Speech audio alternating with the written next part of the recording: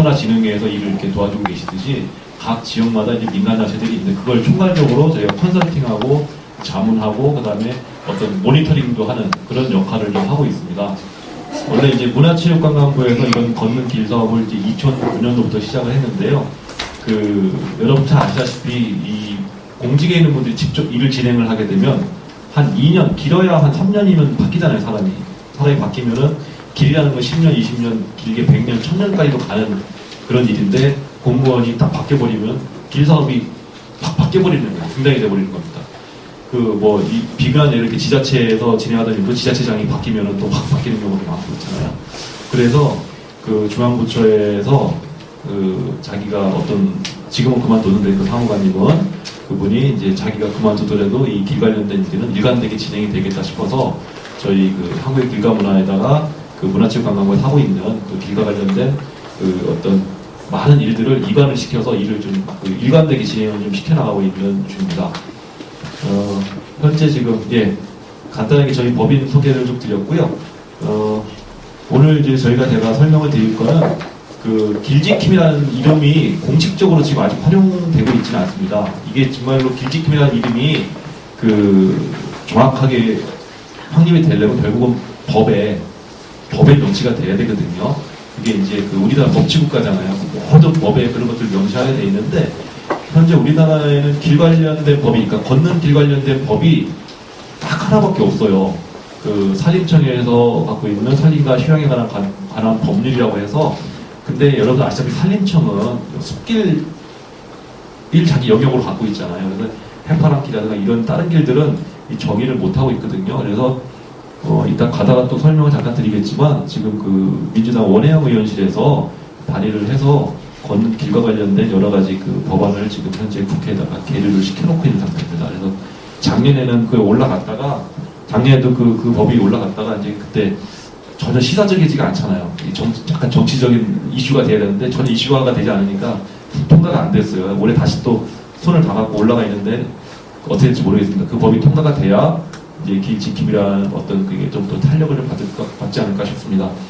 자, 그러면 제가 오늘 말씀드릴 거는 우리나라 전반적으로 봤을 때 걷는 길에 대한 사업적인 측면에서 돈 버는 사업이 아니라 어떠한 일들이 벌어지고 있으며 그런 전반적인 부분에 대해서 좀 설명을 좀 드리고요.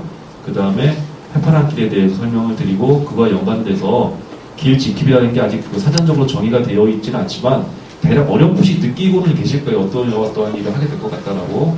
그래서 그거에 대한 거를 이제 제 나름대로 생각하고 있는 부분들 여러분들과 같이 공유해 보도록 하겠습니다. 그리고 저도 여러분들한테 궁금해요. 그러니까 길지킴이라는 게 어떤 역할을 하면 좋을지 여러분들도 생각하고 계신 게 있으실 것 같아서 자, 여기 지금 앞에 저거만 앞에 보시면 걷는 길 조성 사업의 최근 동향에 대해서 좀 말씀을 좀 드릴게요.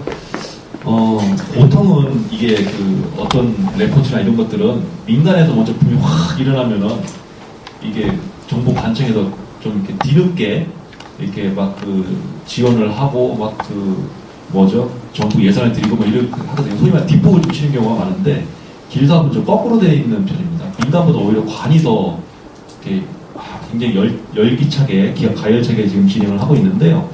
여기 보시면 이제 이 중앙부처 각 지역에 있는 시군구 민간단체, 민간단체라는 건 여기 화랑문화진흥회 같은 것들을 말하는 거겠죠. 지금 중앙부처에서는 하나, 둘, 셋, 넷, 다섯, 여섯, 지금 6개 부처에서 길 사업을 지금 하고 있습니다. 걷는 길 사업을요. 행정안전부에서 녹색길이라는 이제 사업을 전국에 있는 각 마을 단위로 이렇게 길들을 내고 있고요. 걷는 길을. 그 다음에 환경부는 생태문화 탐방로라고 하고 있습니다. 행정안전부에서 하는 녹색길은 제가 알기로는 한 2년 정도 하다가 작년을 마지막으로 사업이 거의 끝나가는 걸로 알고 있습니다. 올해는 아마 홍보만 한다고 들었는데, 그 다음에 환경부도 생태문화 탐방로라는 이름으로 작년까지 일을 진행했고, 올해는 아마 예산을 안 세웠다고 들었습니다. 국토해양부는 해양누리길이라고 해서 우리나라 삼면을 이렇게 삥 돌아가는 길을 지금 걷는 길로 지금 조성을 하고 있는데, 해파랑길 구간하고도 상당 구간이 겹칩니다. 그래서 이런 부분 때문에 해파랑길도 있고 해양누리길도 있고 그런 거예요. 여러분들 아시다시피 간포는 또 간포 깍지길도 있고 해파랑길하고 겹치지 않습니까? 부산에는 갈매길이 겹치고 부산에도 갈매길이라는 지역에 있는 길이 있습니다. 강릉에 가면 강릉 가옥길이라고 있고, 강원도 고성에 가면 고성 갈래길이라고 또 있습니다. 그런 길들하고 해파란 길이 쫙 겹쳐서 갑니다. 계속. 그래서 일부 그 언론이라든가 이렇게 정확하게 이거에 대해서 파악을 못하신 분들은 중복 투자니 뭐냐 하면서 굉장히 이거에 대해서 부정적으로 말씀하신 분들이 많아요. 근데 그거는 그렇게 볼 수가 없는 게, 물론 이제 그 중복 투자가 들어가면 안 되겠지만 이정표 같은 거 이렇게 그 투자를 할 때 그 각각의 그 자기 역할에 맞춰서 하면은 그런 일이 없습니다. 예를 들면은 지금 이제 그 강릉에 있는 바오길 같은 경우가, 대표님 부산부터, 가까운 부산부터 말씀드리면 부산의 갈매길이라고 해서 부산시에서 조성한 길이 있습니다. 그 길은 말뚝도 다 세워놨어요. 이렇게 길 이정표 같은 거 이렇게 세워놨으면 해파란 길은 거기다 해파란 길 이렇게 딱지만 갖다 붙입니다. 이렇게 북쪽 방향, 남쪽 방향. 그러면 그 자체가 그 갈매길 이정표도 되는 동시에 해파란 길 이정표도 같이 되는 거죠. 그리고 이제 그런 부산의 지역에 있는 길하고 그 다음에 해파란 길하고 어떤 차이가 있냐면, 해파란 길은 초광역 트레일입니다. 그러니까 19군데 시골을 막 거쳐가는 초광역 트레일이고, 각 지역에 있는 길은 각 지역에 있는 브랜드고요. 그러니까 그걸 잇는 역할을 해파란 길이 하고 있는 겁니다. 그러니까 뭐 이거는 공원 도시에서 공원을 관리하고 공원 녹지 그 연구하신 분들한테 얘기 들어보면 한 도시 안에 점점 이렇게 공원이 있으면 효과가 적어도 이 공원과 공원을 연결하는 조그만 이렇게 루트를 하나씩 만들어 놓으면 그게 어마어마하게 활성화되고 그 시너지 효과가 수십 배, 수백 배로 늘어난답니다. 그러니까 해파란 길도 그렇게 생각하시면 될 것 같아요. 언뜻 들은 얘기로는 이제 경주에서도 간폭각지길도 있고, 그 다음에 파도소리길이라고도 있고 그러는데, 그 다음에 왜 이 길을 왜 해파란 길이 점령하듯이 지나가냐 이렇게 생각하시는 분들도 계세요. 근데 그게 아니거든요. 해파란 길은 이어서 서로가 상생하는 길이지, 예를 들어 간폭각지길이 유명해지면 해파란 길도 같이 유명해지는 거고, 해파란 길이 유명해지면 간폭각지길도 유명해지는 거고, 예, 그렇게 생각하시면 되겠습니다. 네, 지금 이게 좀 잠깐 딴 데를 했는데, 아마 딴 데를 많이 셀 겁니다. 제가 얘기하다 보면은, 예. 지금 이제 그 국토해양부에서 해안누리길하고 해안누리길 그 동해안 라인하고 그 다음에 그 해파란길하고 겹칩니다. 근데 엄연하게 이 사업 방향 자체가 다른 게, 국토해양부를 여러분들 잘 아시다시피 토목건설을 하는 그런 부처입니다. 그러니까 하드웨어적인 일을 하는 부처죠. 그러니까 길 가다가 길이 끊겼으면 다리도 놓고 포장도 하고 길을 넓히기도 하고 이런 역할을 하는 거고요. 문화체육관광부에서는 해파란길은 그런 것보다는 주로 이제 소프트웨어적인 그 길 안내, 말뚝 박아서 이리로 가고 저리로 가고 안내하게끔 하는 겁니다. 그러니까 국토해양부 같은 경우에는 제가 알기로 해안도리길 하면서도 그런 이정표 시설에 대한 예산이 없어요. 거의. 그러니까 저희가 얘기할 때 국토해양부가 길 닦아놓으면 문화체육관광부가 말뚝 박으면서 간다 라고 얘기를 하고 있죠. 그 다음에 이제 그 산림청에서는 숲길이라는 이름으로 그 건든 길 사업을 하고 있습니다. 여러분들 대표적으로 잘 알고 계신 게 지리산 둘레길이 산림청에서 숲길 조성을 해서 가장 대표적으로 성공한 사례가 되겠습니다. 그래서 그 산림청에서 하고 있는 그 지리산 둘레길 같은 경우는 이제 사단법인 숲길이라는 곳에서 그 지역에 있는 그 지역 직접 조성도 하고 관리도 하고 이렇게 하고 있습니다. 근데 그 지리산 둘레길이 그러니까 직접 예산 비용이 굉장히 많이 들어갔어요. 그 100억 단위로 이렇게 그 민간단체에다가 이렇게 예산을 지원해줬는데 그런 경우 굉장히 흔치가 않거든요. 근데 결과적으로는 굉장히 잘 조성이 돼서 인기를 막 끌었어요. 1박 2일에도 나오고 막 또 무지무지 인기를 끌다 보니까 갑자기 지자체에서 그동안 신경을 안 쓰던 지자체에서 우리도 이 일에 끼고 싶다라고 산림청에다 막 해가지고 결과적으로 지금은 그 민간단체는 이제 그 소프트웨어적인 유지관리만 하고 각 지역에 있는 5개, 지리산 둘레길이 5개의 군을 거쳐가거든요. 각 군에서 직접 그 길을 관리하고 있습니다. 그 다음에 이제 그리고 산림청에 그 지리산 둘레길이 있고요. 그 다음에 가까운 데는 아마 없을 거예요. 울진이 제일 가까울 것 같아요. 울진에 그 금강송 숲길이라고 있지 않습니까? 그것도 산림청에서 만든 숲길이 되겠습니다. 그 다음에 이제 그 문화체육 관광부에서 하는 그 길 사업이 있는데요. 문화체육관광부는 이 그 길 브랜드를 문화생태 탐방로라고 부릅니다. 재밌죠? 환경부는 생태가 앞에 들어가 있고요. 문화부는 문화가 앞에 들어가 있어요. 예. 제가 듣기로는 아주 오래전에 환경부하고 문화부하고 서로 간에 그 담당자끼리 이렇게 얘기를 해서 서로 간에 이렇게 협조해서 나가자 그랬는데 이름 정하는 과정에서 깨져가지고 각자 이름을 하게 했답니다. 예. 그리고 환경부는 지금 여기에는 안 나와 있는 환경부의 대표적인 걷기길 조성 사업은 그 국립공원을 상대로 해서 하는 길 사업이 있습니다. 국립공원관리공단이 환경부 산하거든요. 예. 그래서 그 여기도 지금 국립공원이 이쪽에는 아마 조성 안 하고 있는 걸로 아는데 대표적인 게 이제 잘 알려진 게 그 서울에 있는 북한산 둘레길이라고 그 길이 이제 국립공원관리공단에서 직접 조성한 길이 되겠습니다. 40km 조성하는데 400억인가가 들어갔습니다. 예. 저는 개인적으로 돈으로 싸바른 길이라고 아주 그냥 예.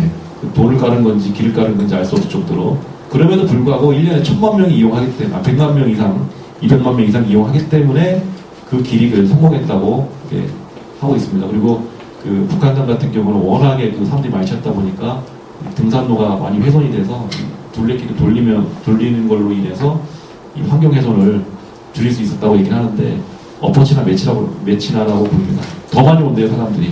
일로는 안 갈 뿐이지 이렇게 둘레로 도는 것 때문에 사람 더 많이 온다고 그러더라고요. 예. 그러니까 중앙부처에서 이런 일들을 많이 하고 있고 중앙부처에서 이런 일을 할 때 중앙부처가 직접 일을 하지는 않습니다. 많은 부분에 있어서 지자체에다가 그 일을 이관을 시키죠. 마찬가지로 여기 그 해파랑길 사업 같은 경우에도 19군데 시군에 예산을 내려줘서 시군에서 직접 그 일 조성 사업에 담당을 하게 하고 그거에 있어서 그 보조적인 역할로 민간단체가 그 어떤 일정한 역할을 하게 됩니다.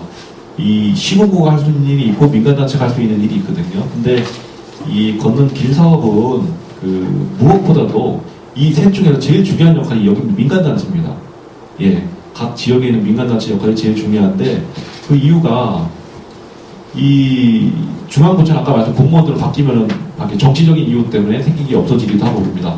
근데 그리고 이 길 사업 같은 경우는 굉장히 그 지역 개발적인 그런 사업이기도 하기 때문에 그 지역에 있는 지역민들의 협조가 없으면 절대 길 사업은 성공할 수가 없습니다. 그래서 저는 오늘 여기 이렇게 오면서도 길지킴이 여러분들 이렇게 교육하는 그런 개념도 있지만 이 지역분들한테 이 걷는 길이라는 건 어떤 것이고 그 다음에 해파란 길이 어떤 것이라는 거에 대해서 알려드릴 수 있다는 것도 굉장히 큰 의미이지 않을까 싶습니다.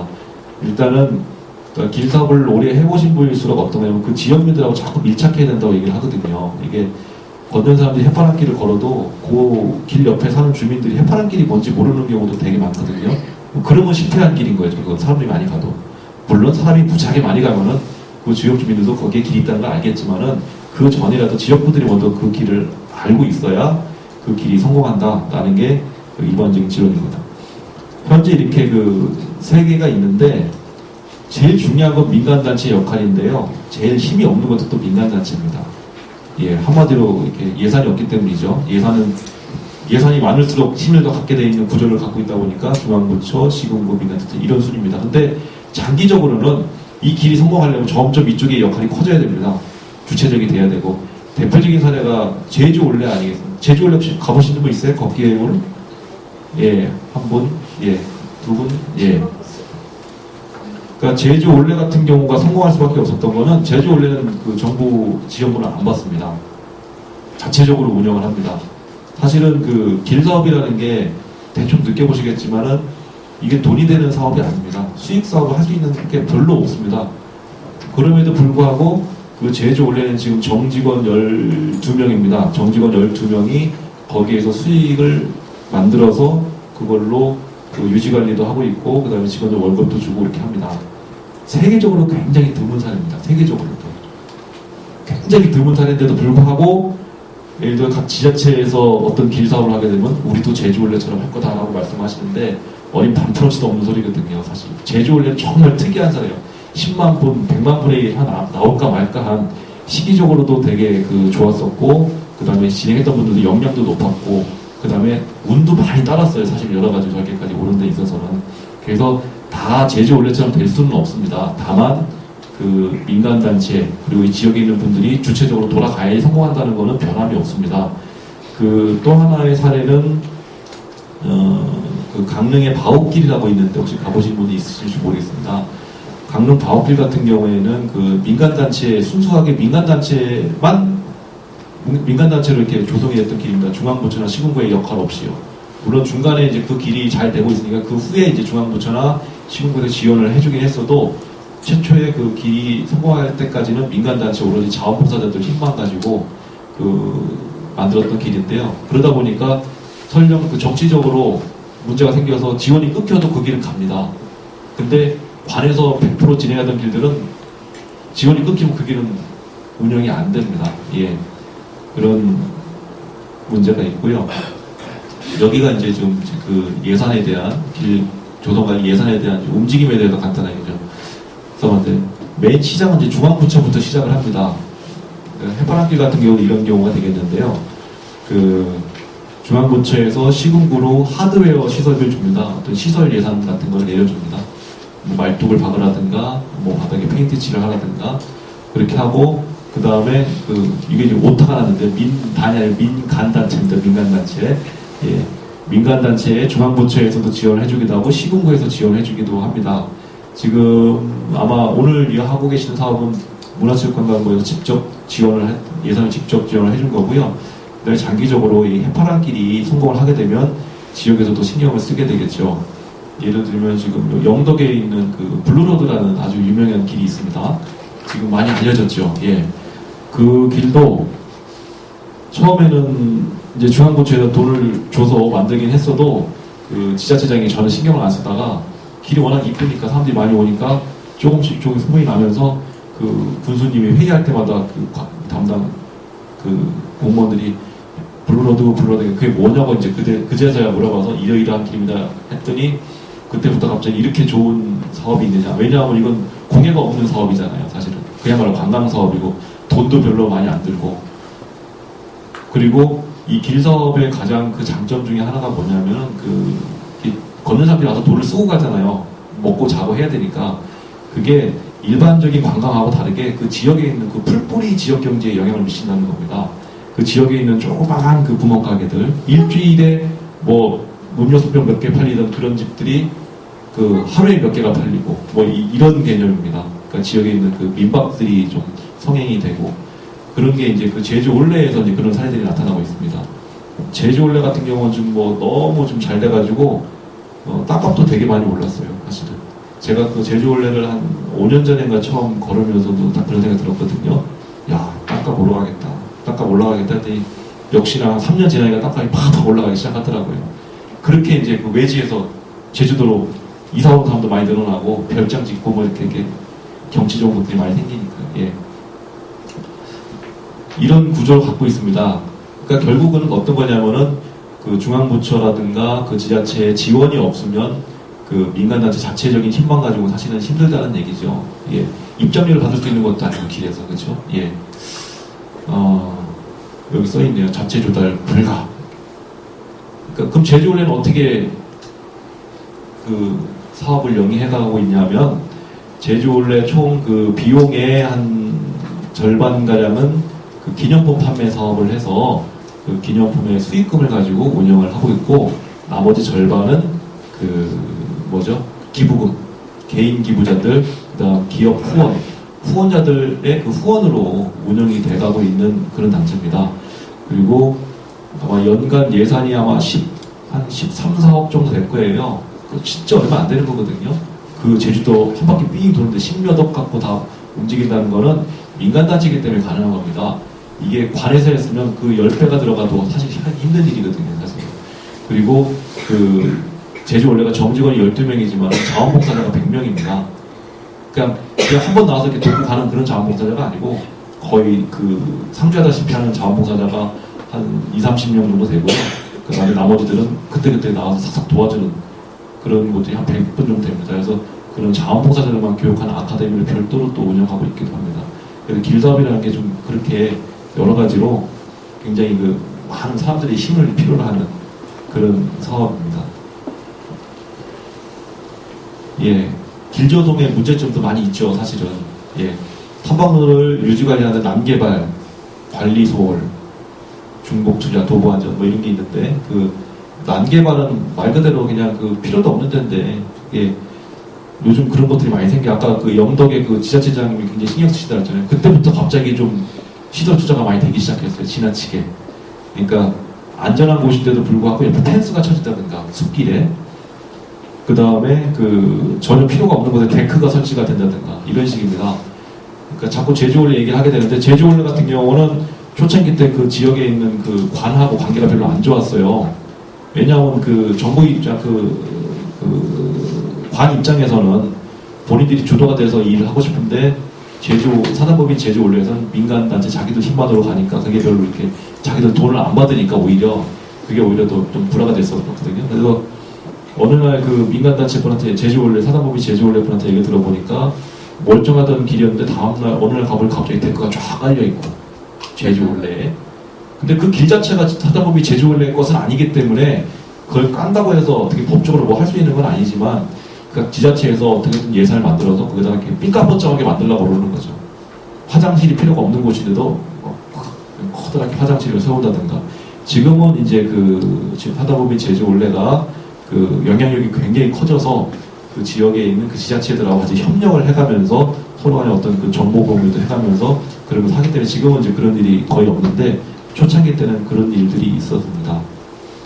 그래서 그런 난개발들이 이렇게 있을 수가 있고요. 그 다음에 관리소, 그러니까 이게 사실 이게 정부 주도의 일이 하다 보면 제일 가장 큰 문제가 그건데 처음에는 막 의기좋게 막 시작하다가 뭐 정치적인 이유 때문에 뭐 지자체장이 바뀐다든가 여러 가지 이유 때문에 그 예산이 안 내려가기 시작하면 관리 소홀이 아니라 관리 외면이 있죠, 일종의. 나몰라라 하게 돼버리는. 그러면 결국은 이제 길은 그냥 유야무야 없어지는 길이 되고 맙니다. 해파란 길도 마찬가지일 겁니다. 아직 현재까지는. 그래서 해파란 길도 앞으로 자구책을 어떻게 이거를 그 정부 보조금을 최대한 적게 받으면서 민간에서 후원도 받고 기업 후원도 받아가면서 할 수 있겠느냐라는 거를 굉장히 연구를 많이 하고 있습니다. 예. 근데 아직은 이제 조성하고 있는 단계이기 때문에 연구하는 단계고 여러 가지 그냥 안만 갖고 있습니다. 그 다음에 중복 투자, 이건 이제 요즘에 이제 이슈화되고 있는 건데요. 녹색연합이라는 그 단체에서 길에 대해서 이러이러한 문제가 있다라고 얼마 전에 그 언론을 통해서 얘기를 한 것들입니다. 근데 중복 투자, 아까 말씀드렸잖아요. 뭐 국토해양부에서 만드는 길하고 문화체육관광부에서 만드는 길하고 겹친다, 길이. 근데 그거에 대해서 이렇게 명확하게 좀 더 알았으면 그렇게까지 얘기 안 했을 텐데 제가 그 말씀드린 것처럼 국토해양부는 길을 내고 문화체육관광부는 안내 시스템을 만드는 하는 체계 자체가 완전히 다릅니다. 그 다음에 도보 안전. 얼마 전에 제주올레에서 그런 사건들이 있었지 않습니까? 그래서 뭐 CCTV를 설치해야 된다, 어쩐다 말이 많았었는데 CCTV는 사실은 안 되는 일이죠. 어차피 CCTV 설치해도 될 일 같았으면 CCTV 그렇게 많은 서울에 그 대도시에서 그 사고가 일어나지 말았어야죠. 예. 이거는 사회 안전, 치안의 문제지 길의 문제는 사실은 아니거든요. 근데 그게 이 자리에서 얘기해도 되는지 모르겠는데 제주올레가 굉장히 이슈화됐던 거는 제주올레가 굉장히 그 제주도에 좋은 영향을 많이 미쳤지만 그 제주올레가 1000명이 좋아해도 한 명쯤은 싫어할 수도 있잖아요. 예, 제주올레 때문에 피해보는 사람 사실은 있을 거고 그래서 거기하고 약간 관계가 안 좋았던 어떤 언론사에서 굉장히 악의적으로 아마 그걸 처음 시작해서 퍼뜨리기 시작했다고 그러더라고요. 그걸 또 누가 또 큰 언론사에서 받아서 또 넘기고 하면서 이 그냥 걷잡을 수 없이 커졌는데 결과적으로는 사실은 약이 되기도 했습니다. 우리 걷는 길 조성하는 사람 입장에서는 한 번 더 안전에 대해서 생각해 볼 수 있는 계기가 되긴 것도 사실이긴 합니다. 그리고 오늘 여기 오시는 길 지킴이라는 이런 아직 법적으로 정의가 되지 않았음에도 이런 교육이 될 수 있었던 것도 사실은 그런 문제가 이슈가 됐기 때문에 그런 역할도 사실은 좀 있었습니다. 그래서 그 문화부라든가 여러 부처에서 길지킴이 내지는 이런 뜻으로 이런 이름으로 해서 여러 굉장히 많은 일들이 벌어졌었습니다. 그 다음에 이제 걷는 길 조성관리 해결 과제에 대해서 이렇게 몇 가지 말씀을 드리면 탐방로, 시설물의 지속적인 관리 운영을 위한 재원 확보. 예, 결국은 돈 얘기입니다. 그러니까 재원 확보는 정부에서 받는 돈도 좋겠지만 사실 그거보다는 자체적으로 생산할 수 있는 돈이 되게 좋거든요. 아까 말씀드렸다시피 제주올레도 기념품을 가지고 많이 생계 유지 관리를 많이 합니다. 그래서 해파란 길도 그런 거를 좀 벤치마킹을 해서 여권도 지금 제작하고 있고 유료로 판매할 것. 지금 아까 제가 나눠드린 그 버프이지 않습니까? 이건 판촉물입니다. 나눠드리려고 해파란 길 홍보하려고 한 거고 제가 오늘 갖고 어제 나왔어요. 어제 디자인이 돼서 이거는 판매용입니다. 판매를 해서 기념품으로 판매를 해서 수익을 창출하려고 저희가 제작을 한 건데 하나는 스카프고요. 하나는 아까 봤던 멀티 두건입니다. 아무래도 판매용이니까 좀 더 이쁘고 좀 퀄리티 있게 만들었겠죠. 이런 것들을 팔아서 여기에 생긴 수익을 가지고 이렇게 운영을 해야 되는데 문제는 많이 팔려야 되잖아요. 그러니까 어떻게 하면 많이 팔리려면 결국 사람들이 많이 와야 되고 많이 오려면 길이 좋아야 되고 길이 좋아야 되고, 길 찾기도 쉬워야 되고, 여러 가지 굉장히 이게 복합처럼 막 복합 연결돼 있습니다. 그 다음에 그 관리 운영의 효율적 운영을 위한 민간단체 재정 지원. 이것도 결국 돈 얘기네요. 예. 저희 같은 경우에는 지금 해파랑길은 워낙에 노선이 길고 770km, 우리나라에서 최장거리 제주올레나 지산 둘레길보다 2배입니다. 그 정도 되는 길이기 때문에 이 전체적인 총괄하는 법인이 저희 서울에 있는데, 서울에서만 다 할 수 없기 때문에 각 지역에 있는 그 민간단체, 그리고 지역분들의 협조가 절실하고 없어서는 안 될, 특히나 그런 길이 되겠습니다. 근데 그게 다 100% 자원봉사만 갖고 될 수 있는 부분은 아니거든요. 결국은 그거를 움직일 수 있는 최소한의 인력이, 움직일 수 있는 재정 지원이 필요한 거죠. 예. 이것도 마찬가지로 뭐 기념품 사업을 하던, 후원을 받던, 예, 해결을 해야 될 부분이고요. 그 다음에 탐방 활동 및 관리 운영 전문 인력 양성. 예. 이거는 지금 오늘 여기 바로 오신 분들하고도 바로 직결되는 문제입니다. 아직까지는 우리나라에 전문적으로 이런 그 길 관련된 분들에 대한 그 교육시킬 수 있는 시스템이 없습니다. 예. 그 한시적으로 탐방로 아카데미라고 해서 한국관광공사에서 진행했던 프로그램들이 있었는데요. 그 프로그램도 한 2년 정도 하다가 지금 폐지가 된 상태고요.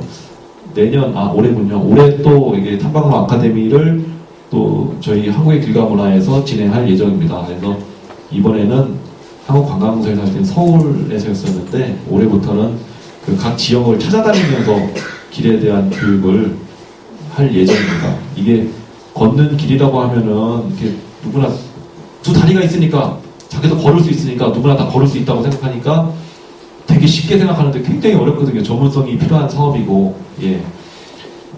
그래서 전문 인력 양성이 꼭 필요해서 이것도 있고, 그 다음에 아까 잠깐 말씀드렸던 그 길 관련된 법이 통과가 되면 그 법에 의하면 이 전문 인력 양성 과정, 교육 과정을 만들게 돼 있습니다. 그래서 법이 필요한 겁니다. 예, 법이 없으면은요, 중앙부처를 하고 싶어도 제대로 할 수가 없어요. 법에 근거해서 움직여야 되는 게 우리나라 그 예산 시스템이기 때문에. 그 다음에 민간 협치에 의한 관리 운영 시스템. 예. 민간 협치라는 건 민관이 같이 협동을 해서 일을 해야 된다. 그런 뜻입니다. 근데 대체로 보면은 이렇게 여기 혹시 공무원 계세요? 지금? 안 계시죠? 예. 보통 이게 그 관하고 민이 있으면 본의 아니게 갑을의 관계가 형성이 돼버려요. 예. 관이 갑이 되고 민간이 을이 되는 경우가 많아서, 그런 부분에 있어서 잘 극복을 해서 나가면 성공하는 길이 될 가능성이 높아지고, 그냥 그게 갑을의 관계가 계속 되가면은 사실은 안 좋습니다. 거꾸로 민간 자체가 갑이 되면 사단이 또 나요. 근데 그런 경우는 지금 거의 없고, 그러니까 민간 협치가 잘 돼가고 있는 것들은 지금 점점점 발전을 해 나갈 겁니다. 그런 것들이 좀 있긴 한데 많지가 않습니다. 아쉽게도. 민간 협치에 거꾸로 되는 사례가 제주올레입니다. 민이 더 힘이 큽니다. 관보다. 예. 그 다음에 올바른 도보문화 확산을 위한 콘텐츠 개발. 예. 지금 우리나라에 도보문화라는 게 사실은 별로 없는 거나 마찬가지입니다. 예. 아까 제 양력을 소개할 때 이제 걷기 동호회, 소위 말해 걷기 동호회 이제 제가 이제 만들어서 운영하고 있는 게 있는데, 걷기 동호회 분들 보면은 이제 굉장히 뭐랄까, 그냥 길만 걷고 나면 땡이다 라는 생각을 합니다. 일반적인 여행 차원에서 생각을 하거든요. 관광 차원에서 생각하는 분들이 많은데, 이 걷기 여행을 가서 이제 공정 여행이라든가 그 지역민들하고 가장 호흡하고, 실제로 이렇게 걷기 여행 하신 분들, 제주올레나 지선둘레길 오신 분들한테 대해서 앙케이트나 조사를 해보면 일반적인 관광을 하시는 분들하고 성향이 좀 다르대요. 뭐냐면, 관광은 여기 뭐 경주도 그런지 모르겠는데 경주 시내에 있는 것도 가다 보면 이렇게 가서 구경하고 차 타고 이동하면 그만인데, 걷는 사람들은 계속 길을 따라 걸으면서 지역민들하고 같이 호흡하기를 원합니다. 지역분들하고 같이. 여기서 뭐 이렇게 물질하고 계시는 분 있으면 가서 이렇게 얘기도 나눠보고 싶고, 할머니 이게 이름이 뭐예요? 물어보고도 싶고. 실제로 제가 우리 동호인들하고 많이 걸어보면 실제로도 많이 그렇습니다. 지산 둘레길 이제 걸을 때도 감 따는 때 가면 또 누가 감 따고 가가지고 감 좀 이거 좀 사갈 수 있어요? 라고 얘기하고. 근데 그게 사갈 수 있어요 라고 얘기하면은 상당히 이제 좀 차원이 높은 사람들이에요. 그 정도 되면. 가져가도 돼요? 저급한 분들은 말없이 따가는 분들. 그래서 걷는 길 주변에 보면 수없이 붙어 있어요. 이런 푯말이. 이렇게 농작물은 우리 뭐 피와 땀으로 일궈온 자식과 같은 지역분들의 보니까 절대 손대지 마세요라는 품말이 계속 붙어 있습니다. 근데 지리산 둘레길이 그런 문제가 많이 발생했었어요. 초창기에.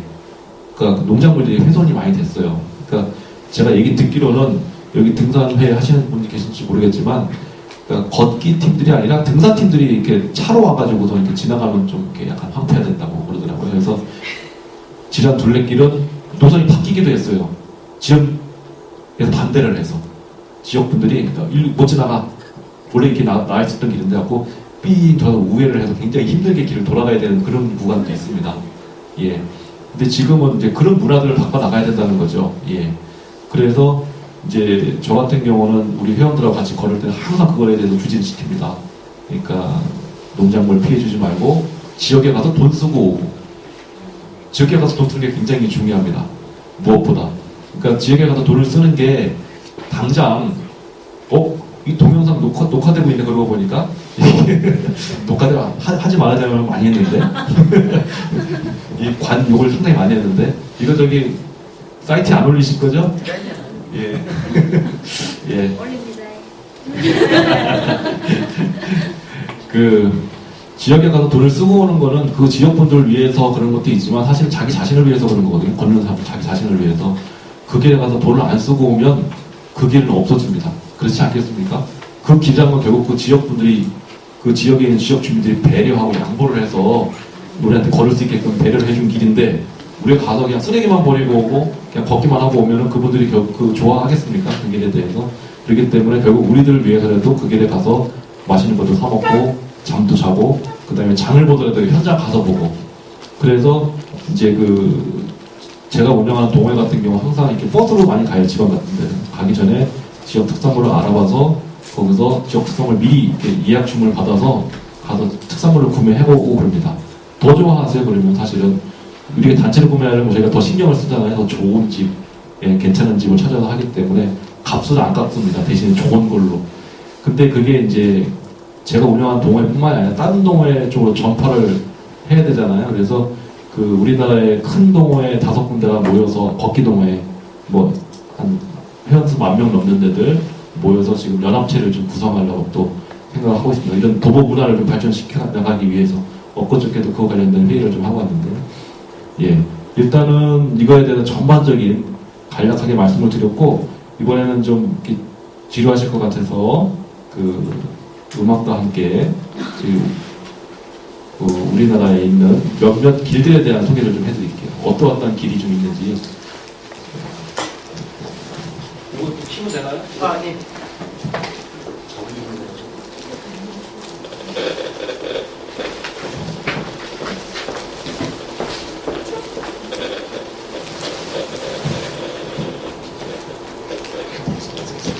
우리나라의 정부 발표를 의하면, 이게 해파랑길의 강릉 구간하고도 겹치는 강릉 바옥길 구간입니다. 그러니까 사진으로만 쭉 보시면 돼요. 아시는지 모르겠어요. 소설가 이순원 선생님이 대표로 계신 사단법인 강릉 바옥길에서 조성한 길입니다. 민간단체 분들이 순수하게 자원봉사, 주머니돈 털어가지고 만든 길입니다.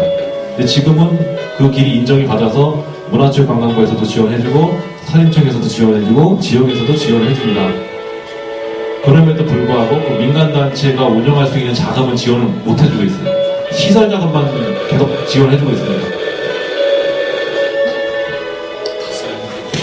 그러니까 시설 자금만 지원해주다 보니까 민간단체 운영하는, 이건 이제 강진에 있는 다산 정약용 선생 유백길이라고 하는 길입니다. 이것도 문화체육관광부에서 지원을 해서 조성한 길입니다. 그러니까 이런 길들을 굉장히 많은 사람들이 찾고 왔다 갔다 하는, 이 길도 자체도, 이 길도 가보면은 안내 시스템이 잘 안 돼 있습니다. 길에 보면은 가림길마다 안내, 이게 화살표가 됐든 뭐가 됐든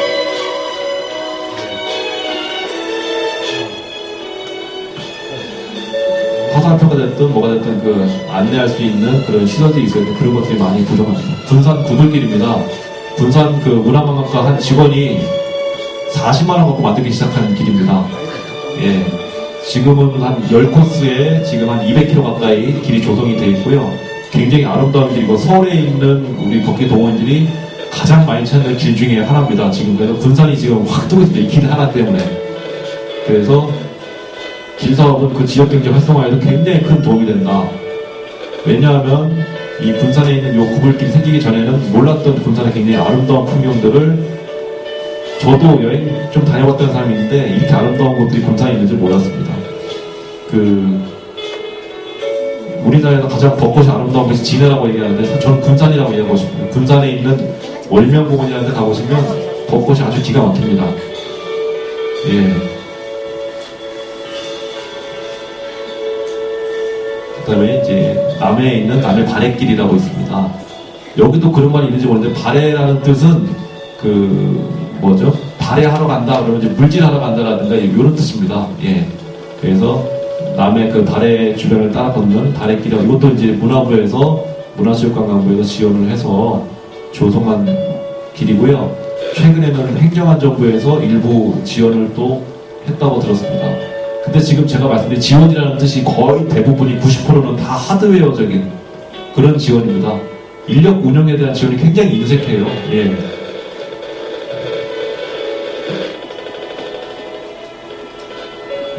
그게 결국에는 이제 인력 지원에 대해 인색한 거는 법이 없기 때문에 그렇습니다. 법적 근거에 의해서 지원을 해줘야 되는데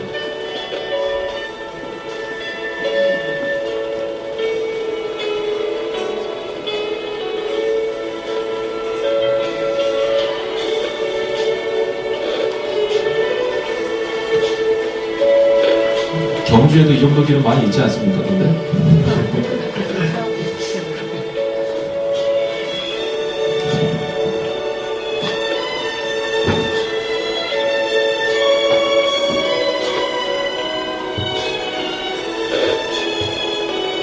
길 사업의 가장 큰 장점 중에 하나라면 이제 이 대구 가까운 곳이네요. 대구에도 이제 올레라는 길이 있죠. 예, 대구 올레 같은 경우는 공식적으로 제주 올레다 얘기를 해서 올레라는 이름 써도 되겠느냐 하고 이렇게 여러 가지로 이렇게 도움도 많이 받고 하면서 만들었다고 합니다. 대구 올레도 굉장히 굉장히 긴 길을 갖고 있습니다. 팔공사부터 시작해서 대구 시내에 있는 길까지 다양한 길들을 갖고 있습니다. 저도 대구 올레를 많이 안 걸어보고 몇 군데밖에 안 걸어봤었는데요. 깜짝 놀랐습니다. 대구에 이렇게 아름다운 곳이 있었나 싶어서요.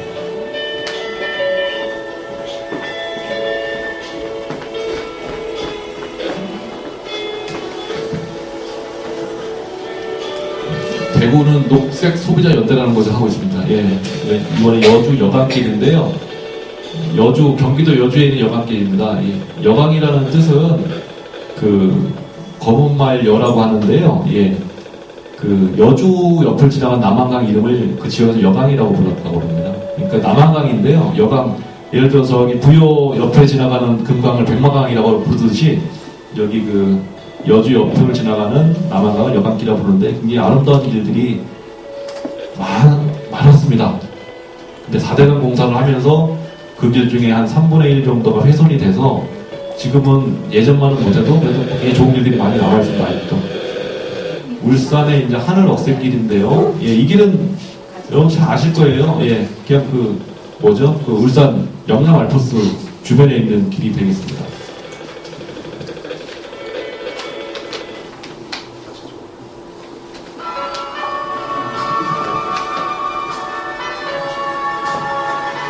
예, 울산 하늘 억새길이고 영남 알프스에 있는 원래 있었던 길에다가 말뚝만 박은 그런 길이 되겠습니다. 울산 시장님께서 굉장히 신경을 많이 쓰고 계시다고 하더라고요. 영남 알프스 개발에 있어서 굉장히 큰 관광 자원이긴 하죠. 울산의 영남 알프스라는 거. 울산 옆으로 해파랑길도 지나가죠. 해파랑길이 지나가는 길도 울산 구간 굉장히 아름다운 길들이 있어요. 이따 가면서 말씀드릴게요. 이건 인천 둘레길입니다.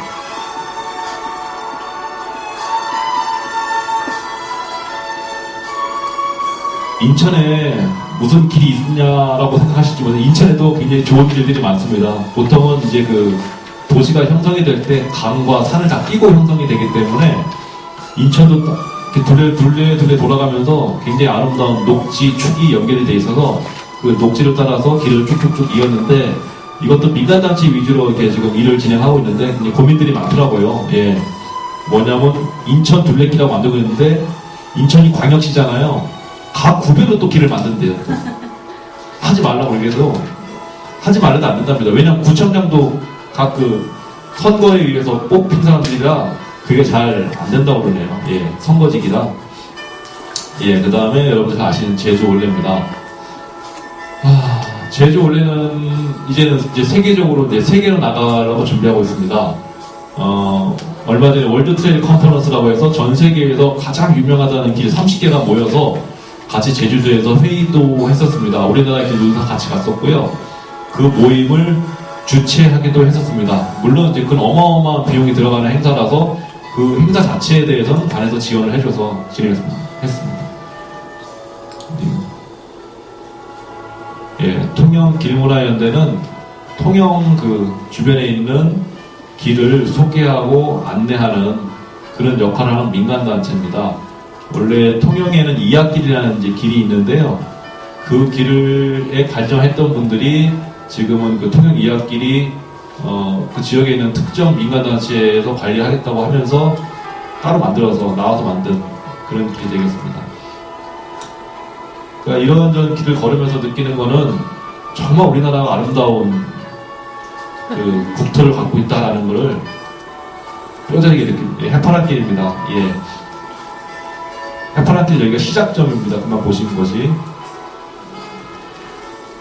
금방 본 게 아마 경주광일 텐데요. 이거 속초, 이거는 울산의 대왕암이네요.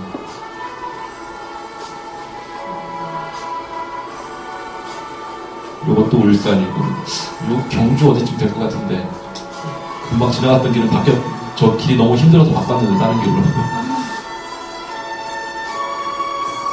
그리고 강원도 고성이고요. 어딘지 아시죠, 이건? 이게 울산입니다. 금방 이게. 아, 예. 아니, 이게 더 있는데, 어떻게 끝났지? 예.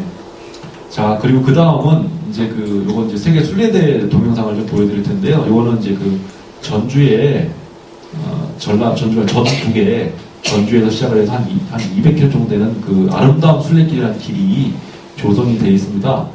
그것도 민간단체 위주로 이렇게 조성이 됐었던 길인데, 작년에 정부 예산을 많이 받았었나봐 해서 세계 순례대회라는 걸 열었습니다. 그러니까 아름다운 순례길, 우리나라 5개 종교단체가 이렇게 연합을 해서, 단체가 연합한 건 아닙니다. 그 5개 종교하고 연관되어 있는 길을 만든 겁니다. 그러니까 불교, 천주교, 기독교, 원불교, 그 다음에 민족 종교 5군데, 그 5개 그 종교가 어우른다는 데 의의가 있기 때문에 그런 의미에서 작년에 세계 순례대회를 열었고요. 그 관련된 영상 한번 보여드릴게요.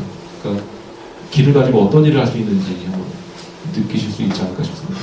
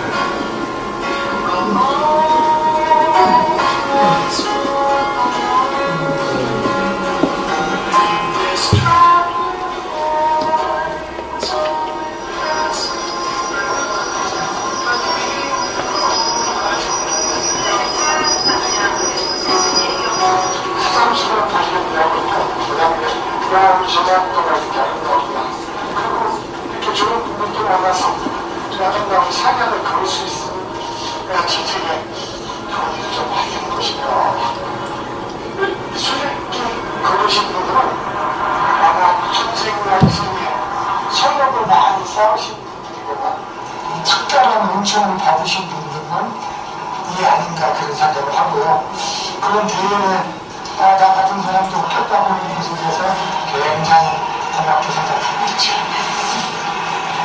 여기서 만난 인연들이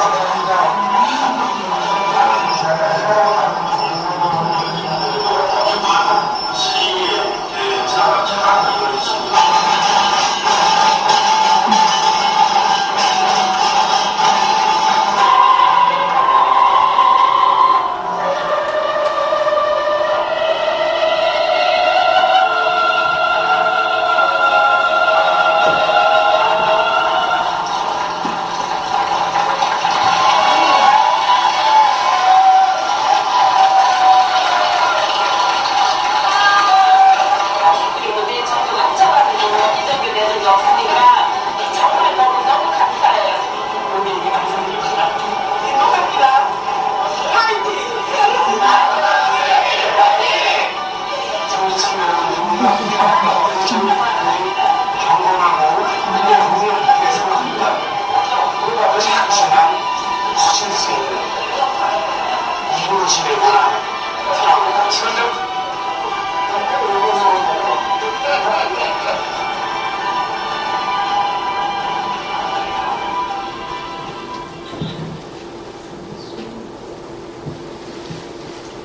예, 그 아름다운 순례길에서 열렸던 그 행사에 대해서 예, 어떠세요? 예, 좋았습니다. 예, 해프랑길에서 이런 행사가 있습니까? 예, 여러분들하고 같이.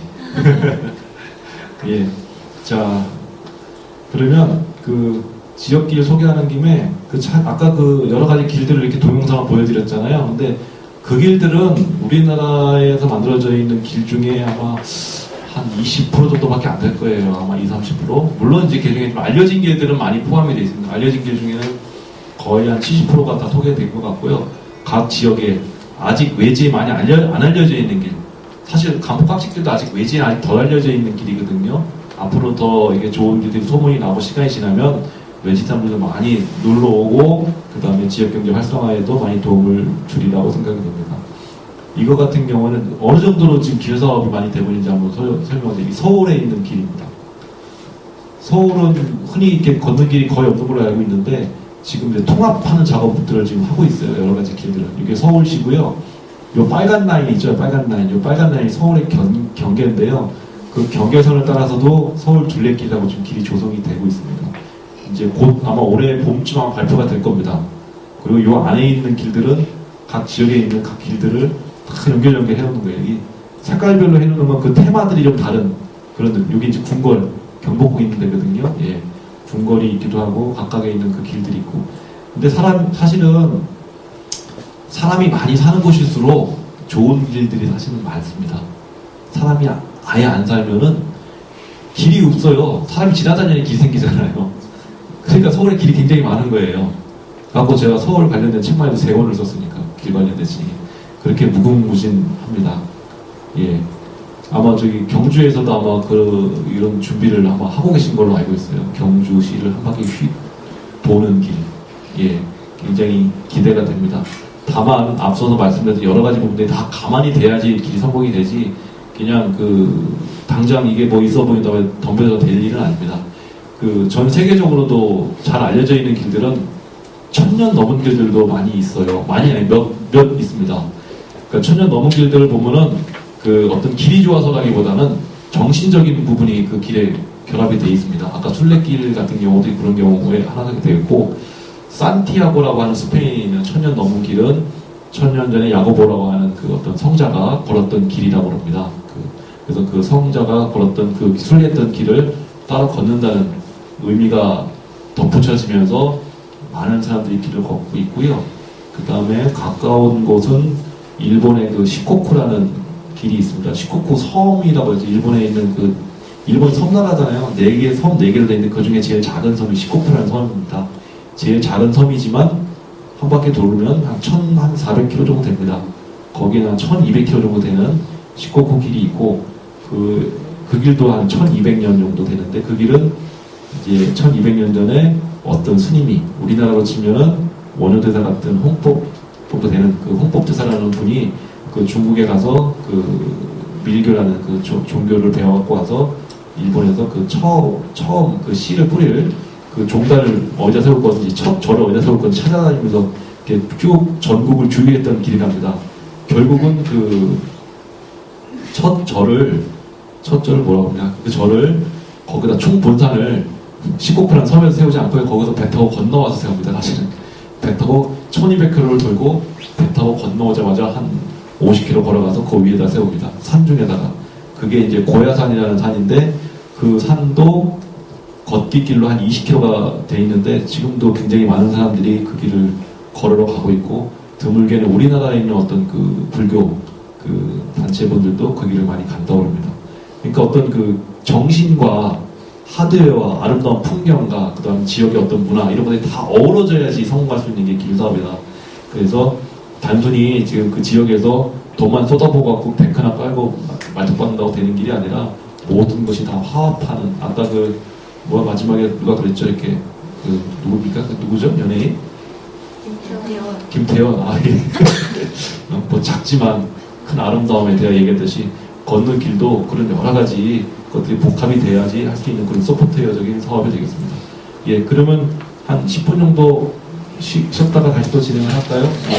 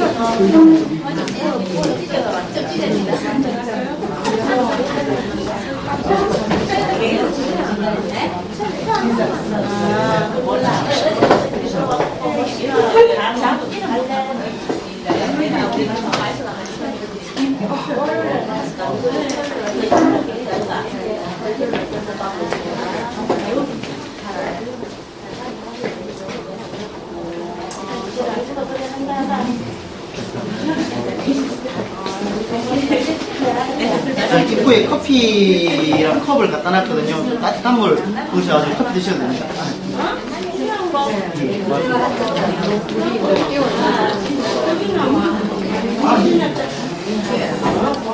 카메라 조심해야 되겠다.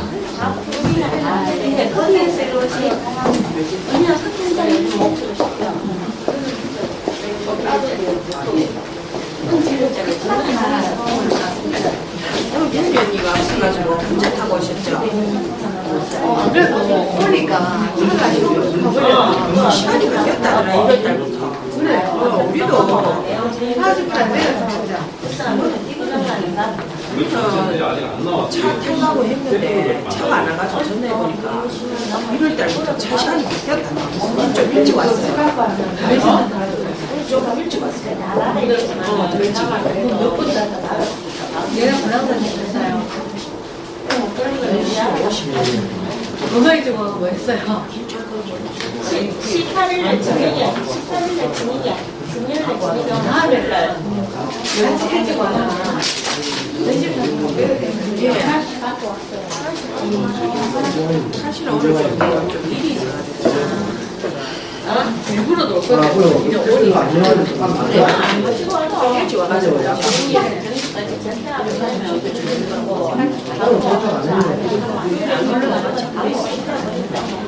수요일날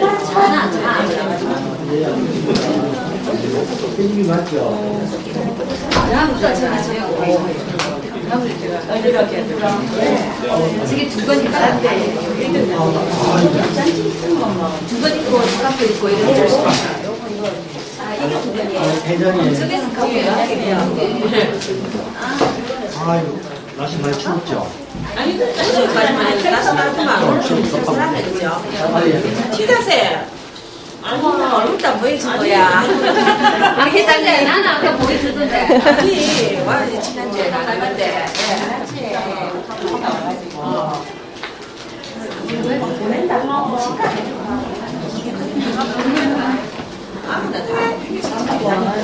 아니 나도 우리 잘하는 분위기를 가서 그런데 지금 내 조건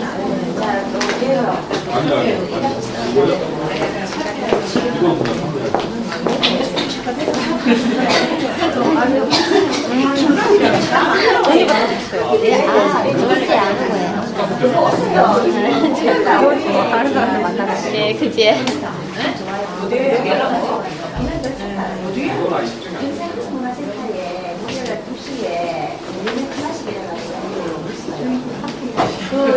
재미는 클래식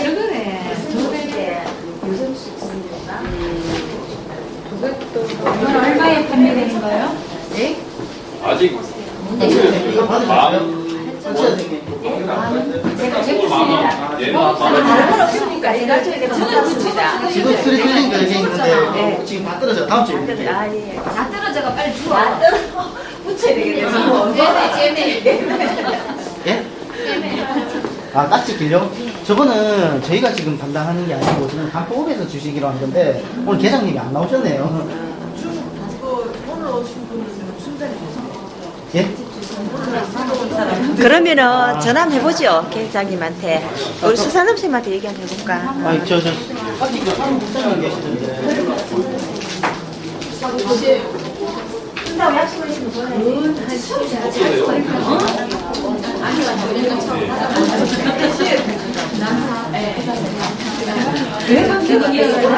시급해지면서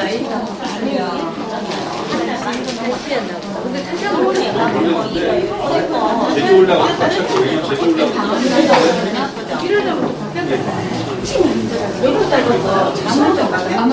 안전시로 하고 낙동기에 아까 대표가 됐기 때문에 아니 사람 많은데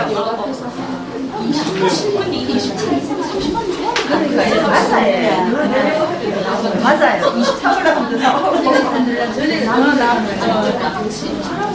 23분 맞아 이건가? 일단 안 오면 안 되잖아 이게.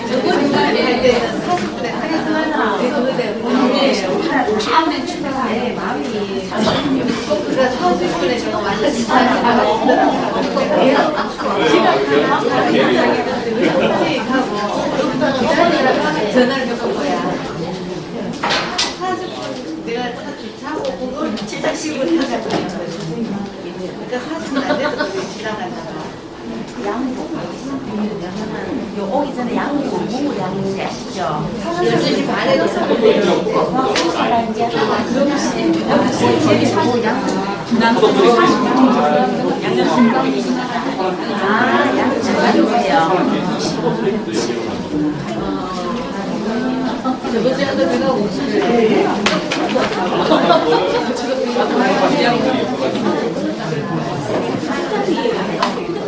어제 경제처럼 전화 주신 거잖아요. 그래야 돼. 그래가 그래갖고. 이게 이제 길사업의 특징이라서 이게 좀 시간이 지나면 지역에 있는 길은 똑같은 정보가 있고 지역의 길이 있어요.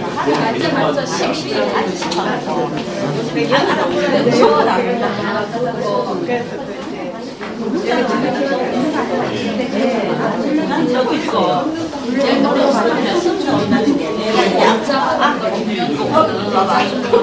사실 시간이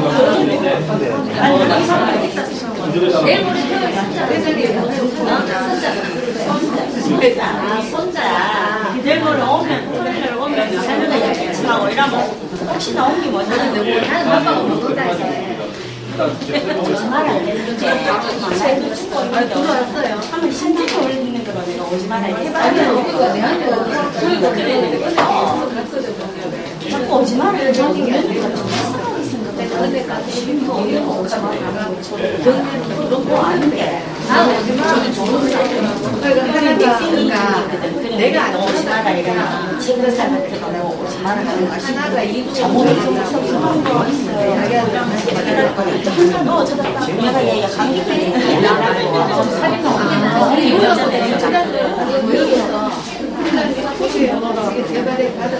나 전송하는 그거 하면 되잖아.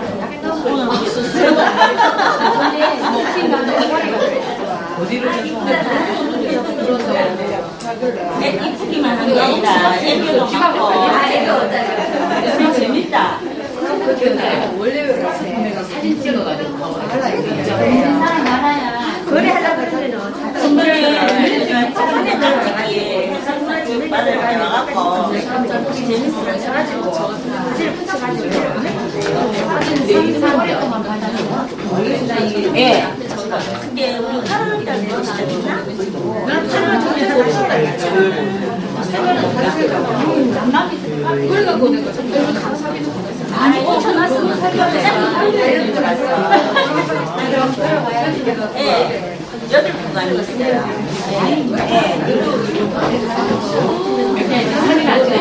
그것도 아니에요. 한 2분간 사는 거 진짜 말고. 혹시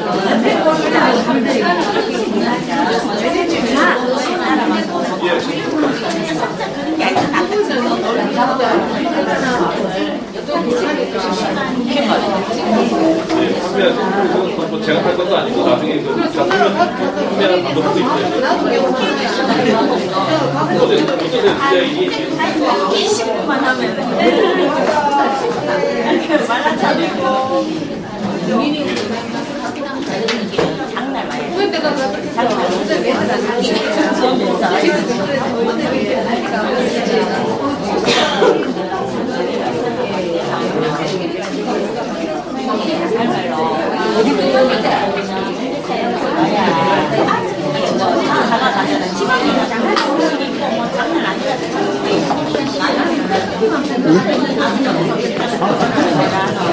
그러면은 지금 식당 안에 자기들이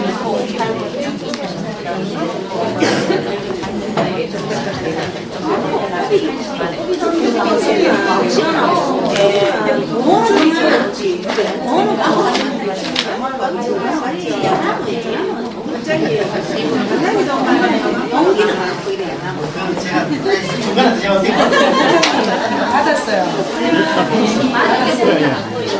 받은 사람이